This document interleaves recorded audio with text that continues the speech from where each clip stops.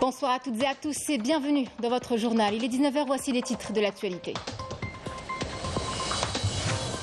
Écrasante victoire de l'Algérie à l'ONU. Le candidat algérien, l'ambassadeur Larbi Diakta, a été brillamment réélu à la présidence de la commission de la fonction publique internationale de l'ONU contre le candidat du Maroc, El Hassan Zahid.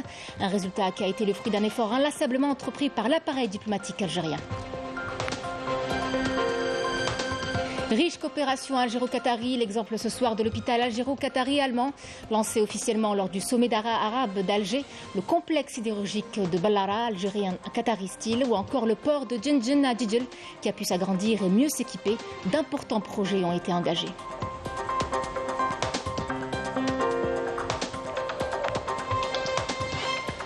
Troisième session ordinaire du Conseil des ministres de l'Organisation des producteurs de pétrole africains. Le ministre de l'Énergie et des Mines, Mohamed Al-Kab, y a participé aujourd'hui par visioconférence. Il a été décidé de valider la stratégie à long et à moyen terme sur l'avenir de l'industrie pétrolière et gazière en Afrique.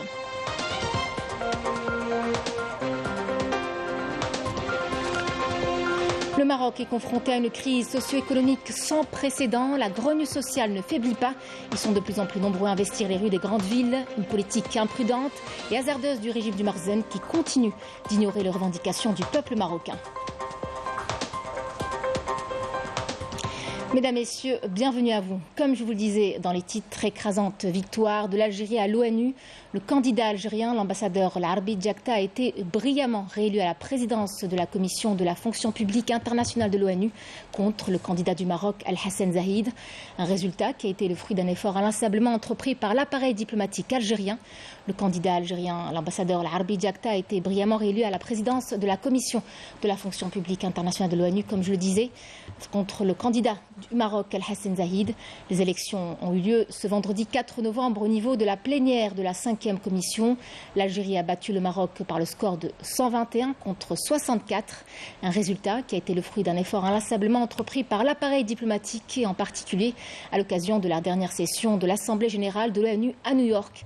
La réélection de Larbi Diakta à la tête de cette commission constitue sans doute une reconnaissance de l'excellent travail qui a été mené durant son premier mandat et confirme le retour de la diplomatie algérienne conduite par le président de la République Abdelmadjid Tebboune sur la scène internationale. Il est à rappeler que le CFPI est un organe d'experts indépendant créé par l'Assemblée générale des Nations unies en 1974.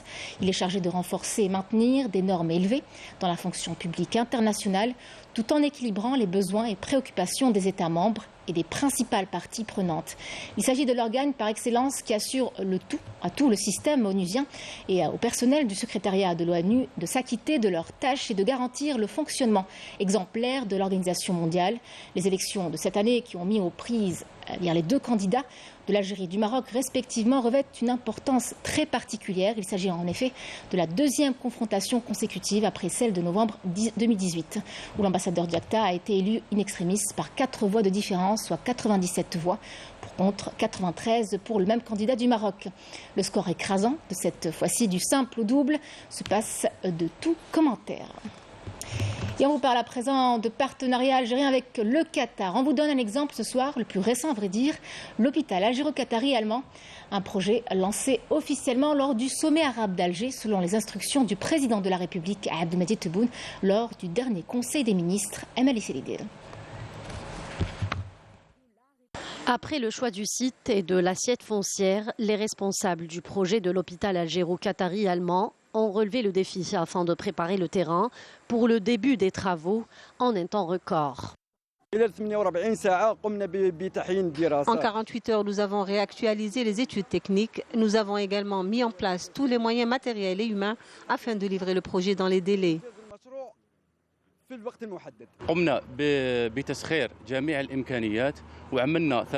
Tous les moyens ont été mis en place. Nous avons organisé le travail en 3 brigades de 3 x 8.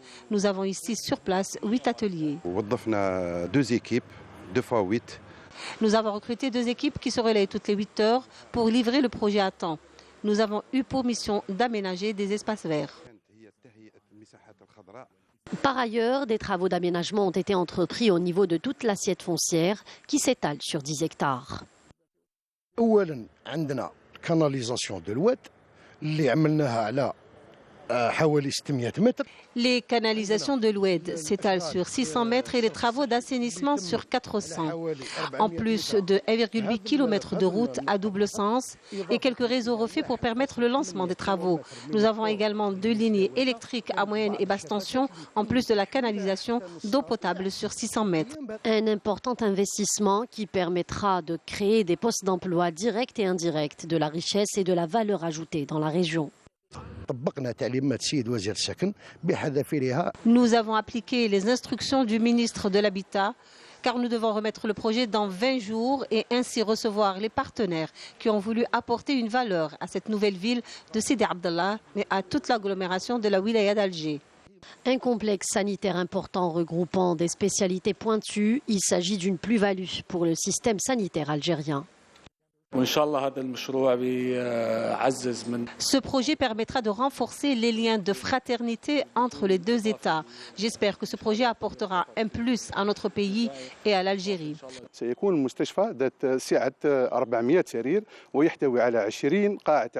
Cet hôpital aura une capacité de 400 lits et disposera de 20 blocs opératoires équipés avec un matériel de pointe qui pourra assurer des soins cliniques, médicaux et chirurgicaux. Ces services-là seront assurés par des équipes médicales compétentes. Ce nouveau pôle de santé permettra de créer aussi plusieurs pôles d'activité interne. Avec une capacité de 400 lits, l'hôpital de haut niveau algéro-qatari allemand sera implanté au niveau de la région de Sidi Abdallah à Alger et devra être réceptionné dans les 2 prochaines années. Autre exemple de partenariat réussi, celui du complexe sidérurgique de Ballara, Algerian Qatari Steel, un investissement en commun d'une capacité de 2,5 millions de tonnes de fer par an. Le complexe s'exporte déjà vers plusieurs pays et vise à combler les besoins nationaux à l'adresse des secteurs de la transformation et de l'automobile. Le complexe sidérurgique de Ballara a un investissement de 2 milliards de dollars s'étalant sur une superficie de 216 hectares. Il est le fruit d'un partenariat algéro-qatari considéré comme un appui à celui de Sider Al-Hadjar. Il a depuis son entrée en production permis de réduire substantiellement la facture des importations nationales de produits ferreux. Ce partenariat interarabe nous impose d'avoir un rôle dans l'économie nationale et de mettre en avant les avancées enregistrées dans le secteur industriel en Algérie. Et nous souhaitons promouvoir et participer à l'évolution de ce secteur en Algérie. Avec une capacité de production qui a atteint les 2,5 millions de tonnes de produits sidérurgiques, le complexe a pu répondre aux besoins du marché local et conquérir les marchés internationaux. En 2022, nous avons pu engranger 140 millions de dollars grâce à l'exportation de 200 000 tonnes de produits ferreux. Nous ambitionnons d'atteindre 220 millions de dollars et nous visons pour ce faire plusieurs marchés européens, africains, asiatiques et américains. L'unité de réduction directe du complexe sidérurgique algéro-qatari est la plus grande au monde avec une technologie américaine Midrex ultra développée qui permet de produire un fer réduit de haute qualité et une capacité de production annuelle de 2,5 millions tonnes. Au niveau de la fonderie, nous suivons de près l'opération de production qui se fait 24 heures sur 24. Tous les jeunes et toutes les compétences algériennes qui travaillent sur ce site s'attellent à relever le défi d'améliorer la qualité du produit et la production. Les différents cycles de formation nous ont permis d'élargir nos connaissances et d'impacter positivement le rendement au niveau de l'entreprise. Le complexe fera sous peu l'objet d'une extension. Nous avons pour objectif de développer notre activité. Pour l'Algérie, il est aujourd'hui important de diversifier la production, notamment pour accompagner et soutenir le secteur de l'industrie automobile, mais également la construction navale. Le produit doit répondre aux attentes de l'État algérien, des industries algériennes, mais également du citoyen. Les études que nous menons aujourd'hui vont justement dans ce sens. Nous sommes actuellement dans la phase pratique. Cette opération va permettre de doubler la production qui devra atteindre 5 millions de tonnes par an de produits ferreux entre ronds à béton et billettes. Le port de Djindjin Nadjel, l'un des plus importants en Méditerranée, a pu s'agrandir et mieux s'équiper grâce à différents partenariats. D'importants projets ont été engagés, des projets qui ont déjà porté leurs fruits. Rien qu'en septembre dernier, 3,2 millions de tonnes de marchandises hors hydrocarbures ont été exportées. Malika Bellal pour les détails. Les partenariats établis avec plusieurs opérateurs étrangers ont permis à l'entreprise portuaire de Djenjen d'acquérir de nouveaux équipements. Des équipements qui permettront d'augmenter les capacités de stockage et de transit au niveau du port. Le port de Djenjen s'est doté de remorques bateaux de 55 et 70 tonnes, destinées à remorquer les gros navires. Et grâce à un partenariat algéro-qatari, l'entreprise vient d'acquérir une grue qui peut soulever plus de 1500 tonnes par heure. Les partenariats avec des pays arabes, mais aussi des pays africains, dans le cadre des relations commerciales sud-sud, ont permis l'émergence de nouvelles perspectives au profit de l'entreprise portuaire de Djenjen. Le port de Djenjen compte un terminal dédié aux activités sidérurgiques, fruit d'un partenariat algéro-qatari. L'entreprise portuaire de Djenjen a également établi un partenariat avec les Émirats arabes unis dans le cadre de la prise en charge des conteneurs. Nous comptons dans un avenir proche créer des partenariats avec les pays africains comme le Mali, le Niger et le Tchad. Considéré comme l'une des plus grandes infrastructures portuaires en Méditerranée, le port de Djenjen bénéficie d'un emplacement stratégique, une position qui lui confère un rôle privilégié pour être un hub de trafic transcontinentaux. Le port de Djenjen permet aux importateurs et même aux exportateurs de faire un bénéfice de $10 par tonne. Notre objectif, c'est de créer un trait d'union entre l'opérateur algérien et tous les pays méditerranéens.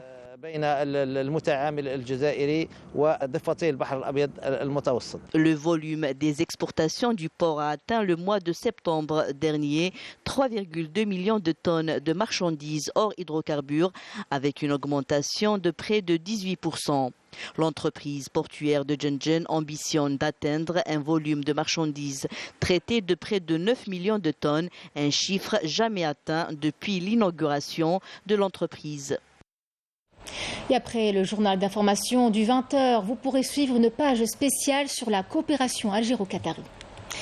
Travaux de la 43e session ordinaire du Conseil des ministres de l'Organisation des producteurs de pétrole africains.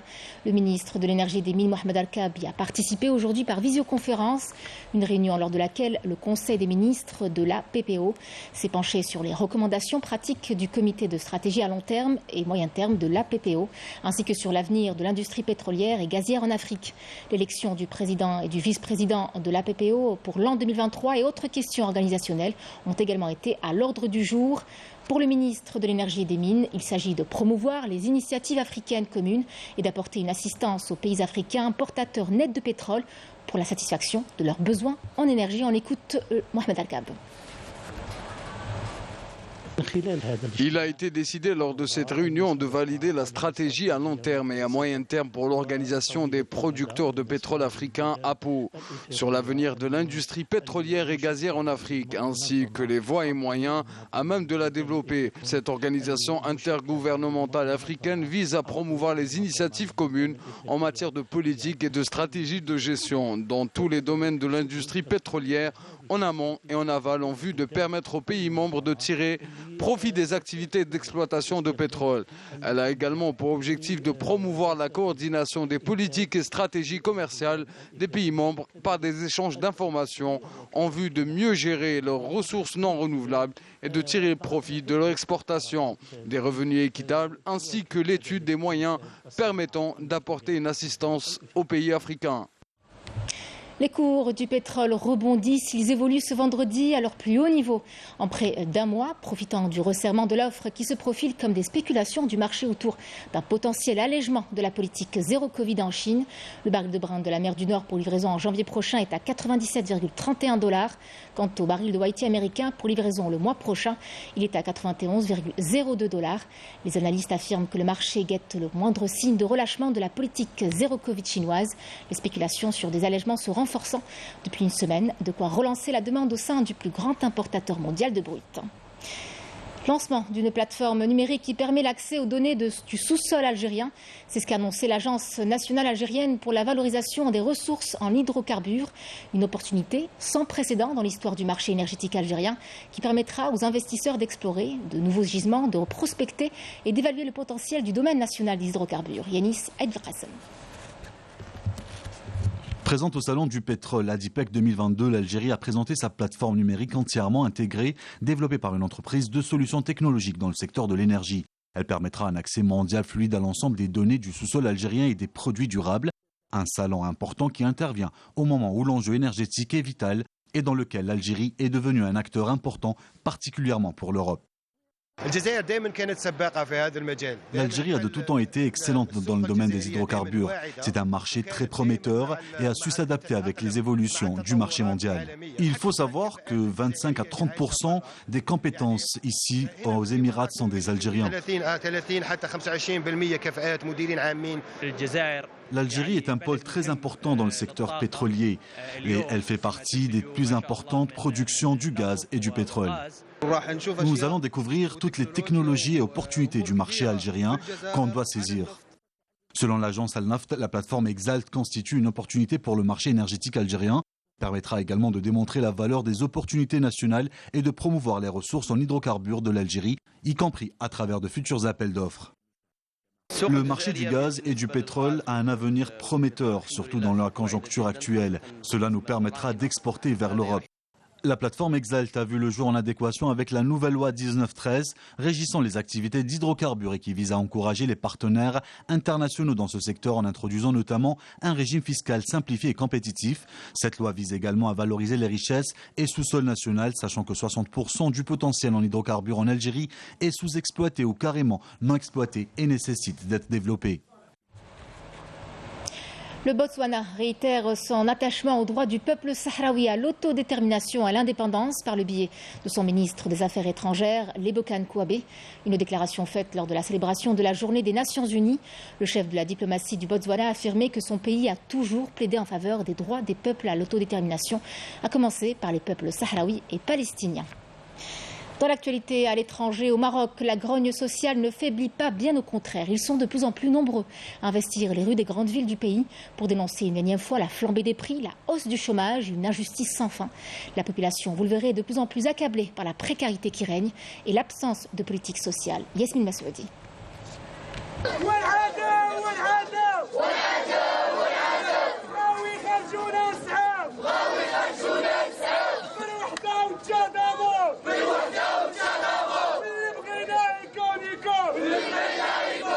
Au Maroc, la colère et l'indignation ont atteint leur paroxysme.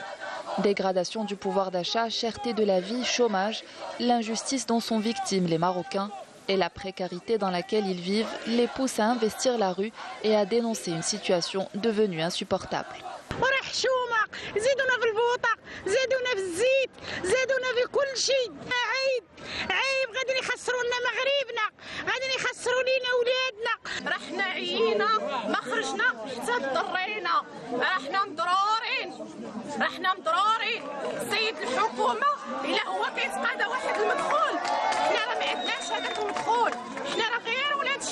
Malgré ces cris de détresse, la situation des Marocains ne cesse de se détériorer. Ces derniers pointent du doigt le Makhzen, tenu pour responsable de la dégradation de la situation sociale et économique de leur pays.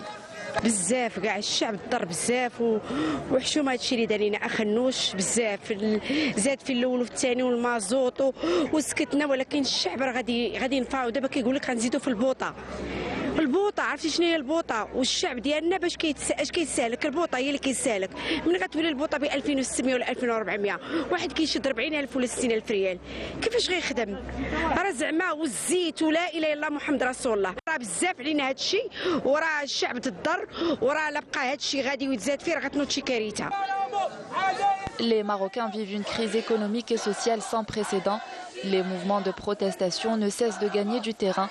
Les Marocains se disent engagés dans leur combat pour la dignité, condamnant ce qu'ils qualifient d'acte de mépris envers les doléances légitimes d'un peuple lésé dans ses droits les plus élémentaires. Le Maroc, un pays qui se retrouve aujourd'hui confronté à une crise socio-économique sans précédent et pour cause une politique imprudente et hasardeuse du régime du Makhzen qui continue toujours d'ignorer les revendications du peuple marocain. Yemina Saïdi.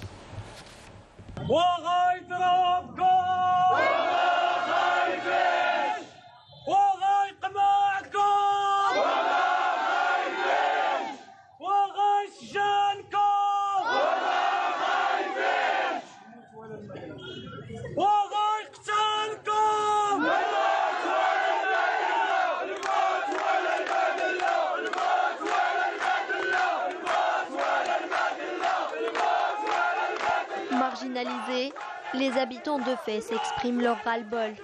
Mépris, humiliation et agression, c'est le pain quotidien des habitants de Fès et de tous les Marocains qui ne peuvent plus supporter le régime arbitraire et répressif qui les emprisonne depuis plusieurs années.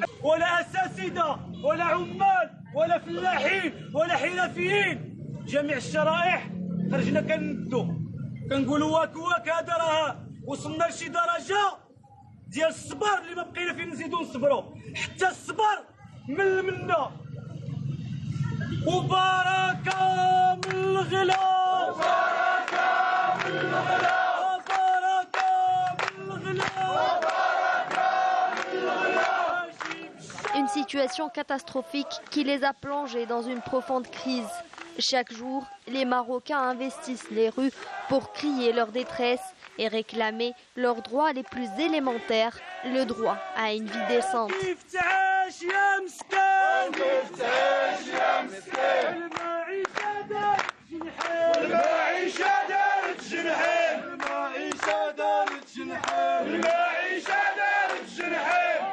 Plusieurs manifestations ont été enregistrées à travers plusieurs villes marocaines qui se sont concentrées notamment sur la dénonciation des politiques menées par le régime du Makhzen. Une politique qui n'a fait que prouver encore une fois son impuissance à assurer une vie décente au peuple marocain qui crie leur détresse et dénonce une situation précaire marquée par la hausse des prix des produits de première nécessité.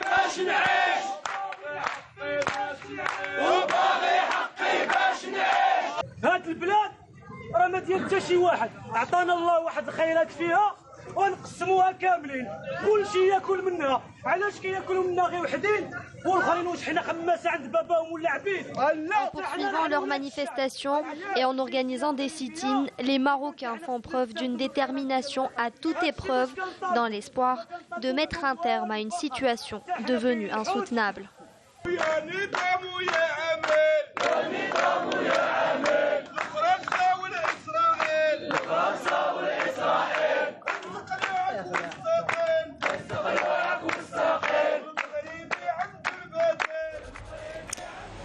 En Palestine, les attaques de l'occupant sioniste se poursuivent, faisant des morts et des blessés.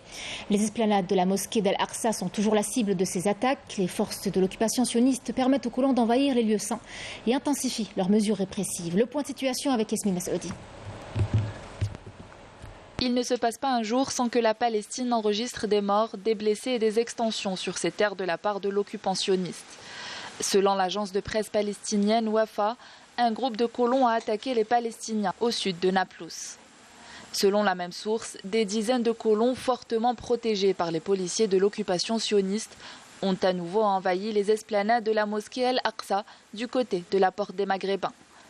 Citant son correspondant, l'agence de presse a déclaré qu'une dizaine de colons ont pris d'assaut la mosquée sainte, effectuant des visites de provocation et des rituels talmudiques. À Jenin, 4 Palestiniens sont tombés en martyrs sous les balles des forces de l'occupation sioniste en Cisjordanie et à El-Quds occupé, ont rapporté des sources concordantes. Un communiqué du ministère palestinien de la Santé a fait état de 2 martyrs tombés sous les balles des forces d'occupation et 4 personnes blessées. La lutte du peuple palestinien n'est que plus ravivée jusqu'à l'acquisition des droits sacrés et légitimes. Et on revient chez nous en Algérie où ces touristes allemands ont débarqué ce matin au port d'Alger. Première escale au jardin d'essai d'Al-Hama pour ensuite se rendre à la basilique de Notre-Dame d'Afrique. La splendeur, l'harmonie et la générosité des Algériens ont été très appréciées, vous le verrez. Abdeslam Habas et Majda Diahmoun. Ils étaient plus de 400 touristes allemands à débarquer au port d'Alger ce matin. Première escale, le jardin botanique Al-Hama avant de rallier la basilique Notre-Dame d'Afrique. Je reviens avec le bateau de croisière aujourd'hui. On commence à découvrir l'Algérie. On a vu des choses incroyables. On a vu le super beau, hyper beau jardin d'essai qui nous a donné beaucoup des sentiments qu'on a avalé là-bas, qu'on a fait un tour. C'était incroyable ça. Des touristes fascinés par la splendeur et la beauté de l'Algérie, mais aussi par l'hospitalité et la générosité des Algériens. Le peuple algérien est très accueillant. Ils sont souriants et gentils. Nous nous sentons comme chez nous en Algérie. Es ist einfach wunderschön. Die Kulisse, der Strand. Il y a une très bonne ambiance en Algérie. Les familles ici sont accueillantes et généreuses. Wir sehr viele Familien mit vielen Kindern gesehen. Ein sehr schönes Volk. J'espère qu'on revient le plus vite que possible parce que je veux rester plus longtemps ici. C'est génial. Au terme d'une journée bien chargée et pleine de beaux souvenirs, ces touristes mettront le cap sur la ville de Yemaguraya qui les accueillera certainement à bras ouverts. C'était le journal de la rédaction. Merci à vous de l'avoir suivi. Je vous souhaite une excellente soirée avec la suite de nos programmes et je vous retrouve demain pour l'édition du soir à 19h.